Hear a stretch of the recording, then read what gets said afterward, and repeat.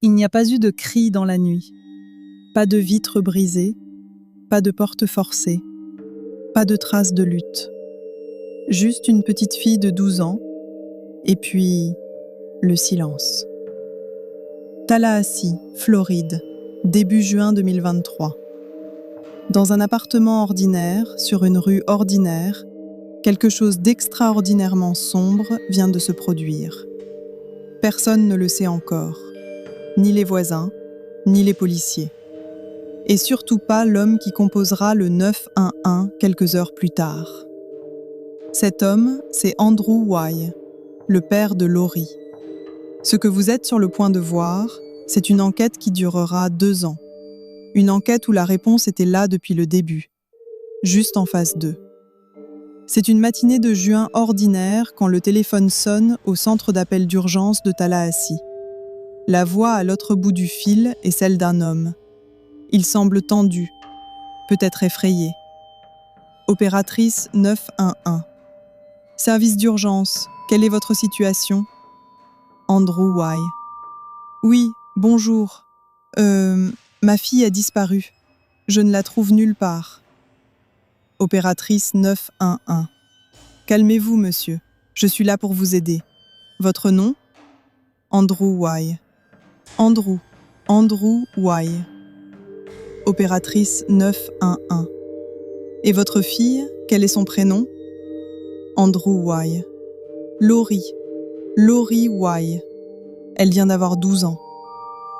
12 ans. Une enfant. Disparue dans la nuit. En quelques minutes, une unité de patrouille est dépêchée sur les lieux. L'officier qui se présente à la porte s'attend à une situation classique. Une adolescente fugueuse, peut-être une dispute familiale. Ce qu'il va trouver, c'est tout autre chose. Officier. Monsieur Wye, je suis tellement désolée. Est-ce que vous vous souvenez de ce qu'elle portait en dernier ? Andrew Wye. Je suis partie travailler hier soir. Je travaille de nuit. Quand je suis rentrée ce matin, elle n'était plus là. Officier. Qui était censé la surveiller ? Andrew Wye. Personne. Elle était seule. Une petite fille de 12 ans, seule dans un appartement. Et maintenant, disparue. L'officier entre dans l'appartement pour vérifier qu'elle ne se cache pas quelque part. Aucun signe de désordre. Aucune fenêtre brisée. Aucune trace de violence. La maison est impeccable. C'est justement ça qui est troublant. Si quelqu'un avait enlevé cet enfant de force, il y aurait des traces. Il n'y en a pas. Ce qui laisse 2 possibilités. Soit Lori est partie seule, soit quelqu'un qu'elle connaissait est venu la chercher. Les enquêteurs optent pour la première hypothèse. Un départ volontaire, une fugue. C'est rare à 12 ans, mais pas impossible. Dans les heures qui suivent, les policiers quadrillent la résidence. Ils frappent aux portes. Ils posent des questions. Quelqu'un a forcément vu quelque chose. Officier. Bonjour monsieur. Votre voisine a disparu. Je vois que vous avez une caméra de surveillance. Est-ce qu'elle couvre la rue ? Voisin. Je peux voir de là jusqu'à là-bas, à peu près. Officier. Est-ce que vous pourriez regarder les images entre 23h et 10h du matin ? On cherche une fille de 12 ans, environ 1,50 m. Voisin. Je la connais. J'ai déjà vu cette gamine. Laissez-moi regarder. Les images défilent, heure après heure. Personne. Aucune trace de Lori sur les enregistrements. L'officier remercie le voisin et continue sa ronde. Maison après maison, rue après rue. Personne n'a rien vu. Mais alors, où est-elle allée ? Andrew explique aux enquêteurs que ce n'est pas la première fois que Lori disparaît. Il y a quelques mois, elle avait fugué. On l'avait retrouvée dans un appartement abandonné du quartier. Une autre fois, elle avait passé la nuit chez une amie de la famille sans prévenir. Les policiers notent. Ce pattern, il ressemble à une adolescente qui cherche à attirer l'attention. Ou à une adolescente qui fuit quelque chose. Ce détail, si anodin en apparence, va revenir hanter l'enquête. Pour comprendre où est Laurie, il faut d'abord comprendre qui est Laurie. Les enquêteurs contactent une femme, une amie de la famille, chez qui Laurie avait déjà séjourné. Cette femme va leur donner un portrait inattendu de l'enfant. Amie de la famille. Laurie prenait des médicaments pour l'anxiété. Sa mère l'avait sevrée avant de la confier à son père. Détective. Et son comportement en général ? Amie de la famille. Laurie est très intelligente. Trop intelligente parfois. Elle sait manipuler les situations. Quand elle était petite, à 2 ans à peine, elle inventait déjà des histoires pour obtenir ce qu'elle voulait. Elle a appris très tôt que les mensonges lui apportaient de l'attention. Les enquêteurs écoutent, ils prennent des notes. Une enfant qui manipule, une enfant en quête d'attention. C'est cohérent avec l'hypothèse de la fugue. Amie de la famille, je crois qu'elle a réalisé, encore très jeune, que créer des drames lui permettait d'obtenir ce dont elle avait besoin. Alors elle continuait. Mais il y a une autre lecture possible. Et si ces comportements n'étaient pas ceux d'une enfant manipulatrice ? Et si c'étaient ceux d'une enfant en danger, qui cherchait désespérément à être sauvée ? Les semaines passent, Laurie ne réapparaît pas. 1 mois, puis 2, puis 3. Laurie Page n'est toujours pas retrouvée. Ce qui semblait être une fugue ordinaire commence à prendre une autre dimension. Les équipes de recherche s'élargissent. Les zones de battues s'étendent. Mais il n'y a rien. Les détectives décident de retourner à l'école de Laurie. Peut-être qu'un professeur, un conseiller, un ami, peut-être que quelqu'un sait quelque chose. Détective Drake. Bonjour, je suis le détective Drake, je travaille sur l'affaire Laurie Page. On m'a dit que vous aviez entendu une rumeur selon laquelle elle aurait été en contact avec un homme adulte ? Enseignante. Oui. On m'a dit qu'un homme d'une 20aine d'années lui aurait fait la cour, mais je ne sais pas qui m'a dit ça. Peut-être Madame Summers, ou un élève. Détective Drake. Vous ne savez plus ? Enseignante. Non, je suis désolée. Je suis vraiment désolée. La rumeur circule, mais personne ne peut l'attribuer à une source précise. Un homme adulte, une enfant de 12 ans. Si c'est vrai, l'hypothèse de la fugue change radicalement de nature.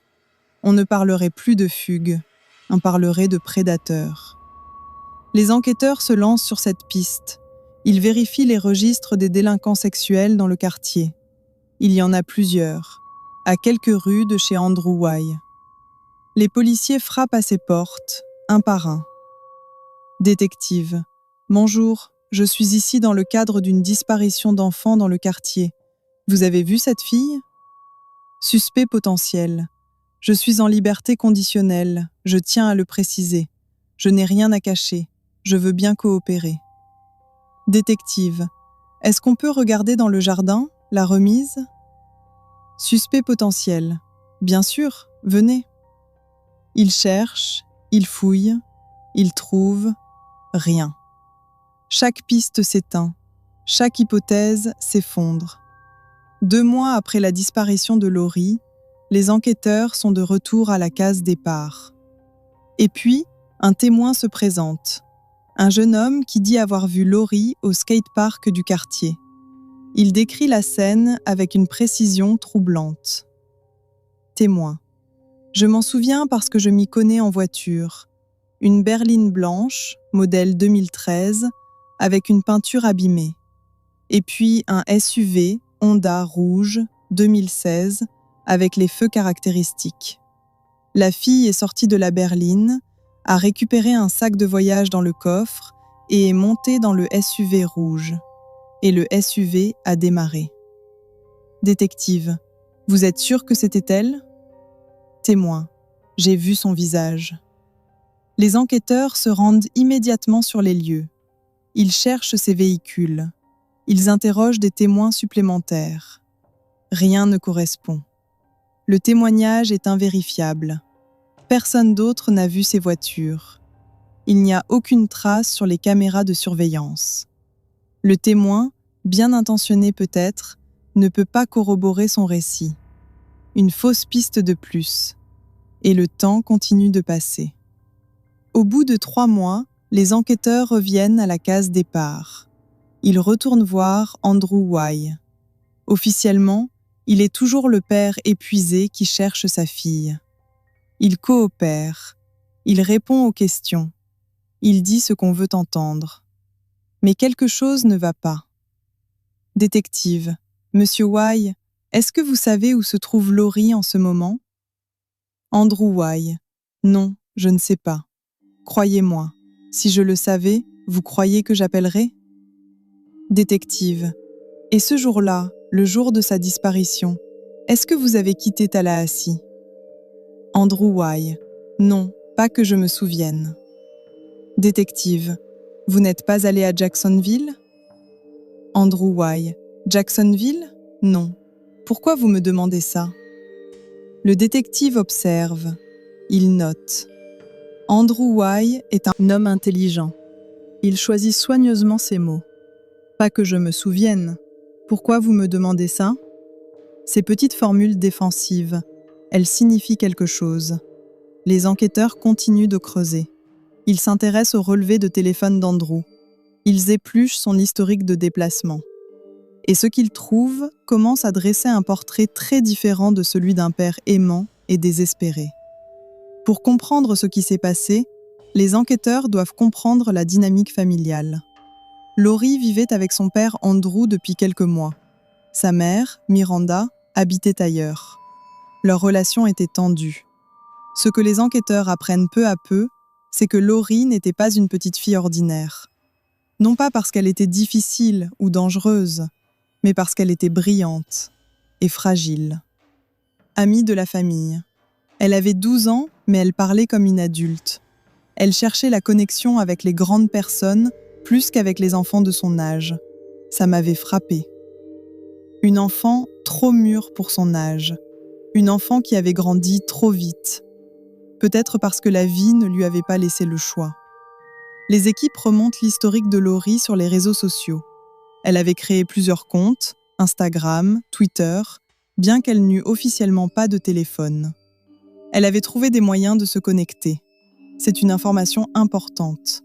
Une enfant qui cherche à communiquer à tout prix. Avec qui? Pourquoi? Détective. Est-ce que Laurie jouait à des jeux en ligne avec des inconnus? Amie de Laurie. On jouait à Roblox ensemble quand j'étais chez elle.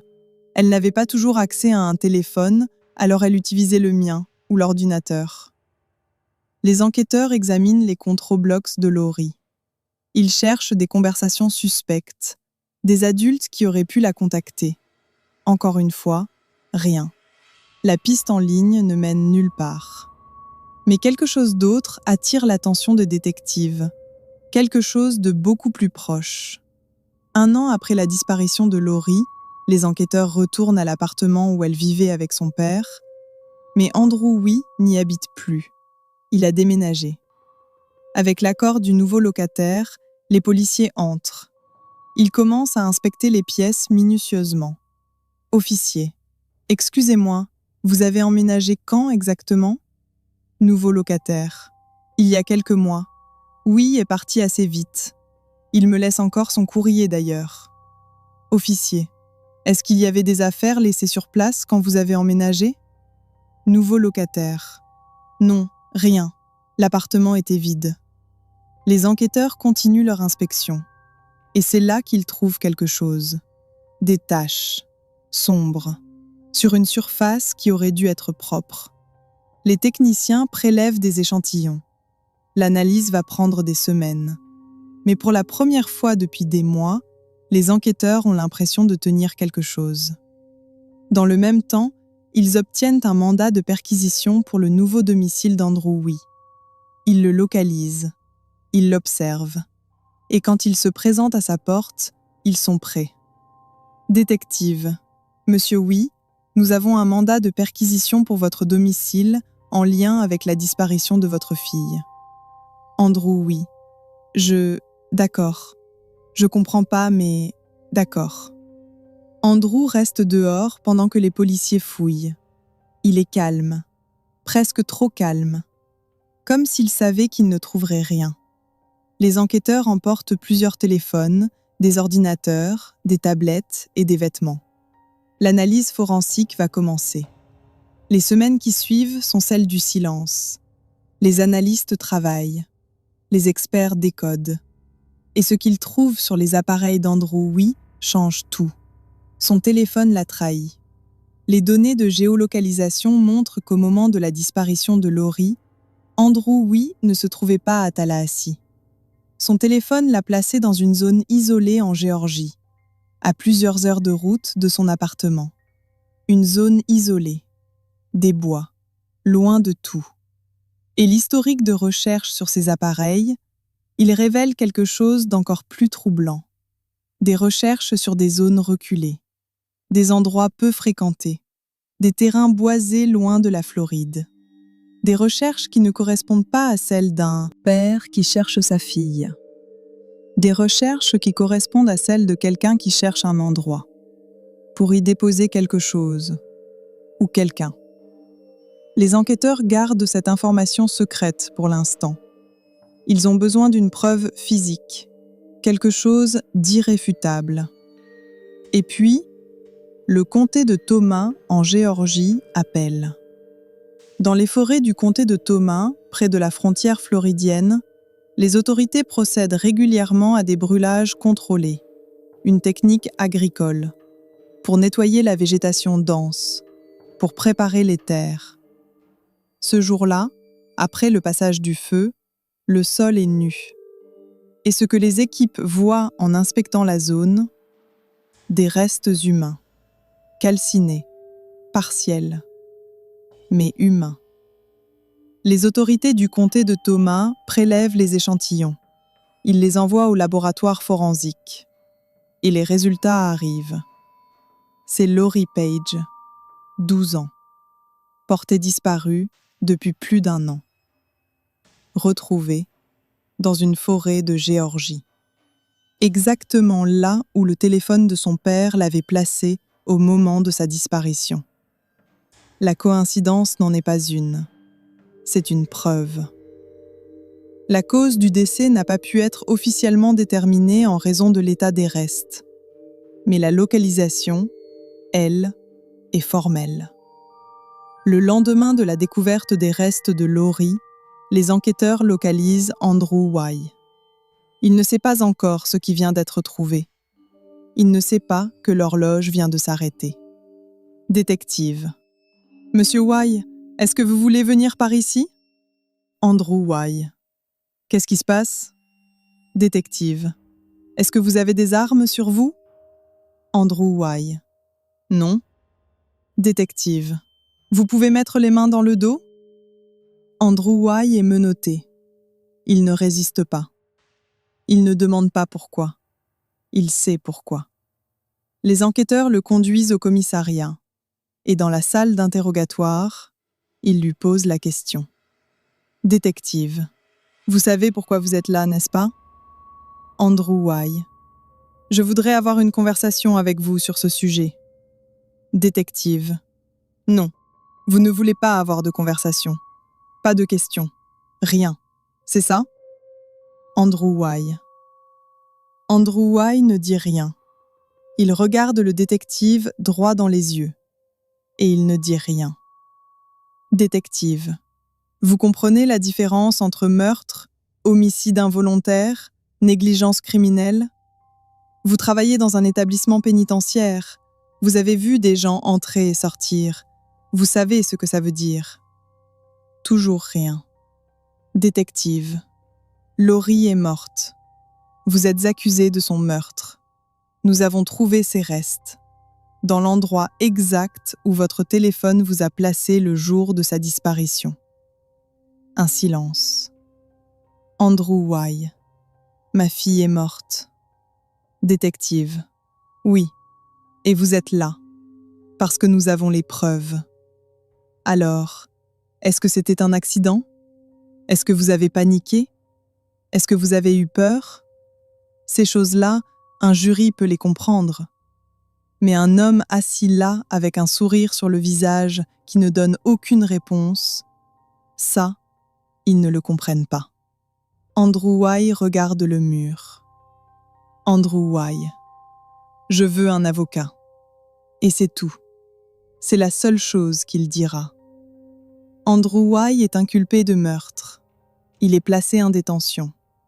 Mais l'histoire ne se termine pas dans une salle d'audience. 2 mois après son arrestation, Andrew Y meurt en prison. Cause du décès, embolie pulmonaire. Un caillot de sang dans le poumon. Une mort naturelle, ou presque. Le procès n'aura jamais lieu. Il n'y aura pas de verdict. Il n'y aura pas de condamnation officielle. Et surtout, il n'y aura pas de réponse. Comment est morte Lori Page?